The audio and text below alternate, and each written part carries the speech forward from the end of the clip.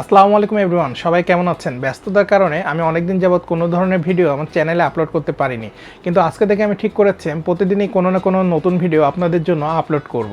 আমি মূলত photography, camera setting, video editing এবং ছবি এডিটিং নিয়ে খুব সহজ করে আপনাদের জন্য ভিডিও তৈরি করার চেষ্টা করব, যেন আপনারা খুব সহজে কঠিন বিষয়গুলো খুব সহজ করে শিখতে পারেন। ফটোগ্রাফি এবং ভিডিওগ্রাফি রিলেটেড যে কোনো ধরনের ভিডিও আপনারা আমার চ্যানেলে পেয়ে যাবেন, তাই যারা নতুন তারা দয়া করে আমার চ্যানেলটি সাবস্ক্রাইব করে রাখবেন, কারণ আপনার একটি সাবস্ক্রাইব আমাকে নতুন একটি ভিডিও তৈরি করতে উৎসাহ প্রদান করে। কথা না বাড়িয়ে চলুন শুরু করা যাক আজকের টপিক মূলত একটি লেন্স নিয়ে 18-55 মিলিমিটারের একটি ডিএসএলআর ক্যামেরার লেন্স। এটাকে আমরা সবাই কিট লেন্স বলে থাকি।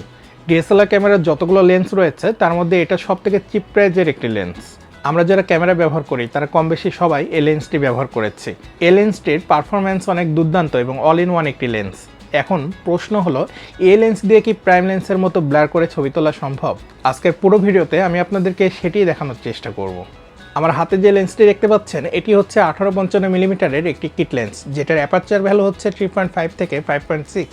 যারা জানেন না তাদের জন্য বলছি, লেন্সের মডেল যদি 18-55 হয়, অর্থাৎ ফোকাল লেন্থ 18 থেকে 55 মিলিমিটার হয় এবং অ্যাপারচার ভ্যালু 3.5 থেকে 5.6 হয়, তবে সেটা নিকন হোক, ক্যানন হোক কিংবা সনি হোক, সবগুলোতে সেম পিকচার ক্যাপচার হবে। এমন নয় যে সেম মডেলের নিকনের লেন্সে বা ক্যাননের লেন্সে বা সনি লেন্সে একটা থেকে আরেকটা বেশি ব্লার হবে বা বেশি ভালো পিকচার কোয়ালিটি ক্যাপচার হবে। অনেকে মনে করে নিকনের 18-55 মিলিমিটার লেন্সে ব্লার কম হয়, ক্যাননেরটা বেশি হয়। এটা আসলে ভুল, দুটাতে সেমই হয়। 18-55 মিলিমিটারের যদি কোনো লেন্স হয়ে থাকে এবং সেটার অ্যাপারচার ভ্যালু 3.5 থেকে 5.6 হয়ে থাকে, তবে সেটা যে কোম্পানিরই হোক না কেন, সবগুলোতে একই ছবি উঠবে। তাহলে চলুন আমরা আমাদের লেন্সটি ক্যামেরাতে সেট করি এবং দেখি কিভাবে সর্বোচ্চ ব্লার করে আমরা ছবি তুলতে পারি। আমি প্রথমে আমার ক্যামেরাকে ম্যানুয়াল মোডে নিয়ে নিয়েছি।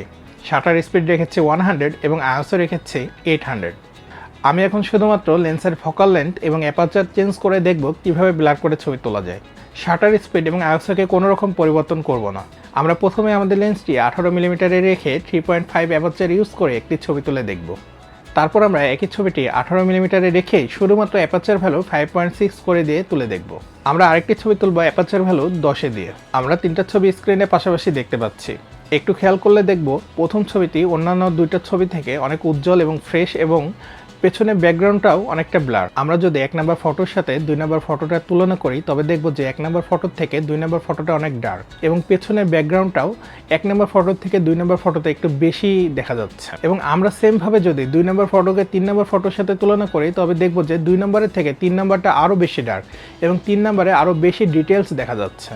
তার মানে আমরা বুঝতে পারছি অ্যাপারচারের মান আমরা যত কম রাখবো তত ভালো ছবি উঠবে এবং পেছনে তত ব্লার দেখা যাবে। আর অ্যাপারচারের মান যদি বেড়ে যায় তখনই পেছনে ক্লিয়ার দেখা শুরু হবে। এই জন্য ছবি তোলার ক্ষেত্রে সবথেকে বেটার হয় অ্যাপারচার ভ্যালু যত কম রাখা যায়। এবার আমরা 24 মিলিমিটারে রেখে একটি ছবি তুলব। আমরা একটু স্ক্রিনে খেয়াল করলে দেখতে পাবো 24 মিলিমিটারে নেওয়ার সাথে সাথে এটার অ্যাপারচার ভ্যালুটাও বেড়ে গেছে। তারপর আমরা যখন এটাকে আবার 28 মিলিমিটারে নিয়ে ছবি তুলব, তখন অ্যাপারচারের পরিমাণ আরও বেড়ে যাবে। এবং তারপরে আমরা যখন এটাকে 35 মিলিমিটারে নিয়ে ছবি তুলব, এটার অ্যাপারচার পরিমাণ আরও বেড়ে যাবে। যেহেতু এটা প্রাইম লেন্স নয়, তাই যখনই আপনি জুম ইন করবেন তখনই অ্যাপারচার ভ্যালুর মান বাড়তে থাকবে। আপনারা যদি একটু ক্যামেরার স্ক্রিনে খেয়াল করেন, তবে দেখবেন যে আমি যখন লেন্সটিকে 18 মিলিমিটার থেকে 24 মিলিমিটার, 28 মিলিমিটার, 35 মিলিমিটার, 55 মিলিমিটারে নিয়ে যাচ্ছি জুম ইন করে, তখনই এটার অ্যাপারচার ভ্যালু বৃদ্ধি পাচ্ছে। এখন আমরা 55 মিলিমিটারে গিয়ে একটি ছবি তুলব। 55 মিলিমিটারে আসার পর আমরা দেখতে পাচ্ছি এটার অ্যাপারচার ভ্যালুর মান চলে আসছে 5.6-এ।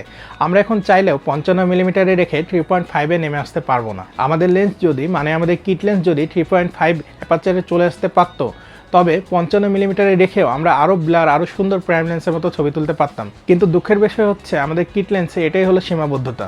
আমরা আমাদের কিট লেন্সকে সব রকম মিলিমিটারে রেখে অ্যাপারচার ভ্যালুকে আপ ডাউন করে অনেকগুলো ছবি তুললাম। এখন ছবিগুলো কম্পেয়ার করে দেখার পালা। ছবিগুলো কম্পেয়ার করলে আমরা বুঝতে পারি যেটা ফোকাল লেন্থ সবথেকে বেশি ছিল এবং অ্যাপারচারের মান অনেক কম ছিল, সেই ছবিটি সবথেকে বেশি ব্যাকগ্রাউন্ডকে ব্লার করতে পেরেছে। তার মানে 55 মিলিমিটারে গিয়ে 5.6 অ্যাপারচার ব্যবহার করে যে ছবিটি তোলা হয়েছে, এটি সর্বোচ্চ পরিমাণে ব্লার করতে পেরেছে ব্যাকগ্রাউন্ডকে। এবং সেই সাথে আপনি সাবজেক্টের যত কাছে যাবেন, যত ক্লোজ হয়ে ছবি তুলবেন, সেটির ব্যাকগ্রাউন্ড ততটা ব্লার হবে।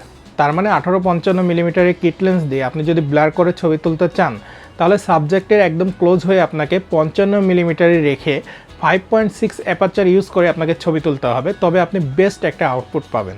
আপনি প্রাইম লেন্সের মতো ব্লার করা ছবি কখনোই পাবেন না, কিন্তু আপনি যেই ছবিটি পাবেন এইভাবে তুলে কেউ ধরতে পারবে না যে আপনি প্রাইম লেন্স দিয়ে এই ছবিটি তুলেননি। আপনাদের সুবিধার্থে আমি কিট লেন্স দিয়ে 55 মিলিমিটারে গিয়ে 5.6 অ্যাপারচার ভ্যালু দিয়ে বেশ কিছু ফটো তুলে দেখাচ্ছি।